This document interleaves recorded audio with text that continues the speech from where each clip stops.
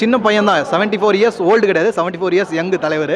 So 74 இயர்ஸ்லாம் ஒருத்தர் வந்து இவ்வளோ துள்ளி குதிச்சு நம்பர் 1 ஒரு ஃபீல்டில் இருக்கார் அப்படின்னா எனக்கு தெரிஞ்ச தலைவர் மட்டும்தான். வேறு யாராலையும் இந்த ஒரு கரிஸ்மாவோட இந்த ஒரு ஸ்டைலோட நம்பர் 1 பொசிஷனை மெயின்டைன் பண்ணுறது கஷ்டம். So is always a market leader, டவுட்டே கிடையாது. ஒரே தலைவர், ஒரே சூப்பர் ஸ்டார், தலைவர் மட்டும்தான்.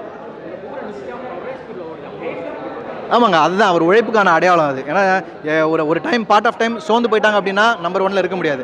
அவர் மேலும் மேலும் அந்த ஈகர்னஸ் அண்ட் அந்த ஹங்கர் அப்படி வந்து இன்னும் இருந்துகிட்டே இருக்குது. இது வந்து நிறைய பேர் சொல்லுவாங்க இதை சம்பாதிக்கிறதுக்காக பண்ணுறாங்க. இதுக்கு மேலே அவர் சம்பாதிச்சு என்ன பண்ண போகிறார்?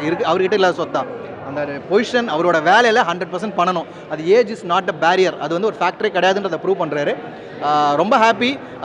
தலைவர் வந்து இப்போ நிறைய பேர் அரசியல் வரல, அதெல்லாம் entirely different. The best entertainer ever தலைவர். அதை நாங்கள் மனசார ஹாப்பியாக ஏற்றுக்கிறோம். ஸ்க்ரீனை பார்க்குறோம், கொண்டாடுறோம். No fan fights, no wars, nothing. தலைவர் ஹாப்பியாக இருக்கணும், ஹெல்த்தியாக இருக்கணும். That is we are happy. அவ்வளோதான்.